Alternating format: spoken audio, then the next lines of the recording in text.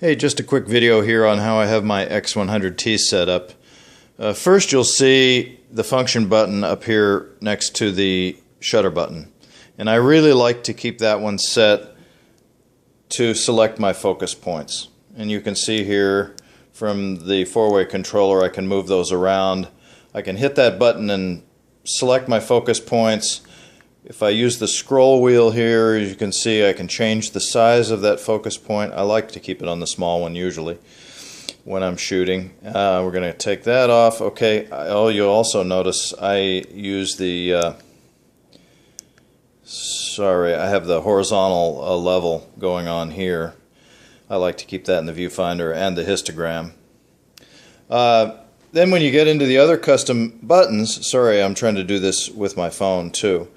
I have this AE button set for focus lock. I prefer to use the half press to focus and then use the focus lock, and that's the way I do it on my Nikons, but you can do it the other way around and use the button to autofocus. And then there's your Q button, which we won't get into. And then of course to program your function buttons, just go in here to 3 and then drop down to function settings and hit that, and then it's going to give you an option to go in and assign all of the functions for these various buttons, including the four-way controller. And I will show you how I have mine set. On the top button on the north end of the four-way controller, I have it set to do auto ISO, and I have auto 1 set for 200 to 800, 400 to 1600 for auto 2, and auto 3 is 16 to 6400. Just my personal preference. You can do it any way you want. Pushing on the left, east, west side of the four-way controller, I have it set up for the classic film simulation modes. Doing on the east side of the four-way controller using compass points, I have it set up to do either multi or single point area autofocus, so I can go from the multi-point selection to single point, which I usually keep it on. And then the south portion of the four-way controller, I have it set up to use self-timer.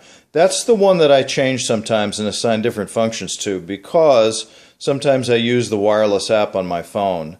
But when I'm not, if I'm just doing a quick tripod shot or tabletop shot and I want to do it hands-off with a long exposure, I'll use the self-timer instead.